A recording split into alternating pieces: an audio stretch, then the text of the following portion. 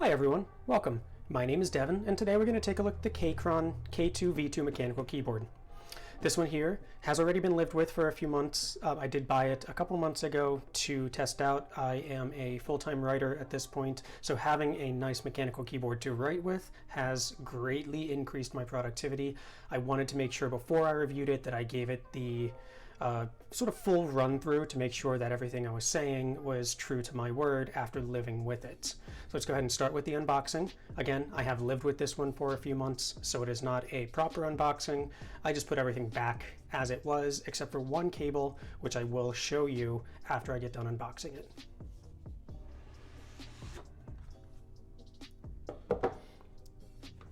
Coming in, this tells you when you purchase the keyboard, it does come with the Mac keys attached. You can remove those keys. It does come with a keycap remover. I use a Windows PC, so I did remove those and put in the Windows equivalent.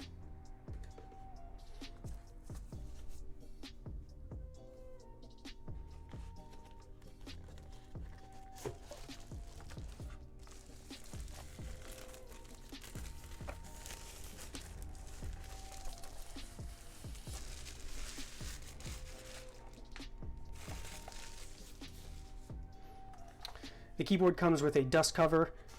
You of course can't type with the dust cover on.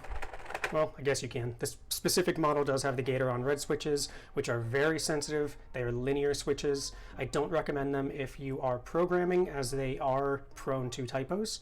But we'll remove the dust cover here. This specific model is the aluminum bezel, RGB backlit, your instructions. You don't really need them. It's a keyboard. We know how to use a keyboard. In here, here's that keycap remover and the spare keycaps. Command for Mac, option for Mac. This one comes with the gray light key. I swapped it out for the orange, just a little bit of color difference. Make it a little more interesting on my desk setup. This is what the keyboard looks like before it's been turned on.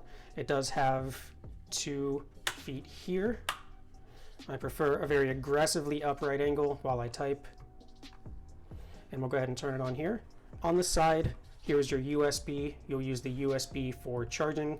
You'll use it also for the wired connection if you intend on using the keyboard to be wired. I already have it set to Bluetooth. I will go ahead and power that back on. It is already paired with my laptop, so it should already connect. Turn cap lock off. Now I'm going to go ahead and turn off my key light so we can look at the different lighting options that we have on this one. This one is the RGB backlit. It's a bit ostentatious. I don't always use the RGB unless it's late at night and, you know, I just want a little bit of flare while I'm typing. This is the first one that comes on. This is kind of everything on at the same time. In this specific one, as you type, it will change the color of the key. I'll do it on the enter key a few times so you can see. Here's that orange light key, top right of the keyboard. We'll hit this a few times and you'll see same thing. Cycle through some of the light settings.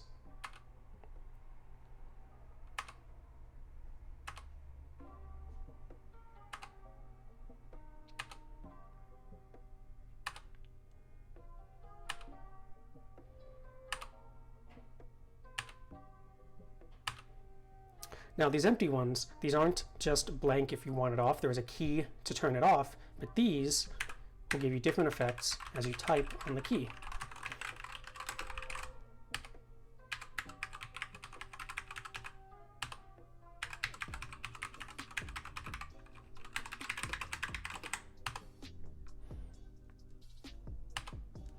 This is kind of your standard white backlit. This is what I typically use. You can also, with the special function key, change the solid backlight color.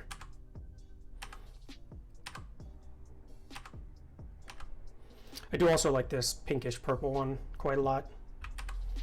But for now, we'll stick back to the plain back white. This specific model has the Keychron red switches.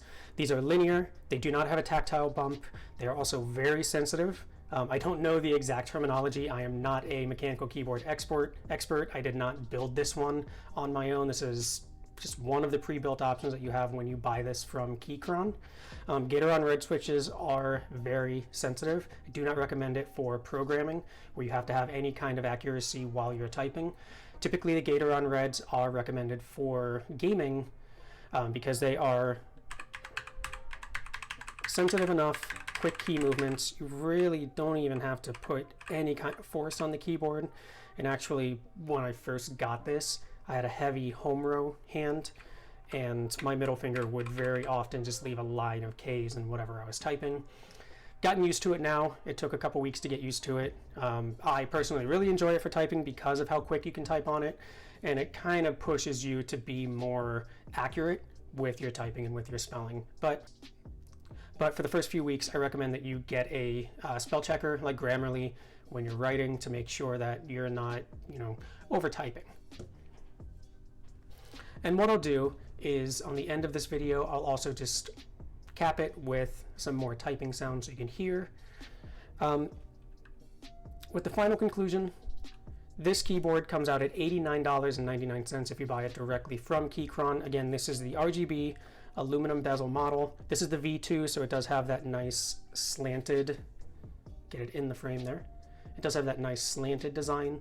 The V1 was just straight block of keyboard. It was pretty uncomfortable. They do sell a palm rest.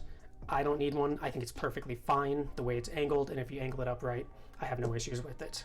So with that said, I will end this video and I will fade to black while I'm typing so you can get an idea again of how it sounds.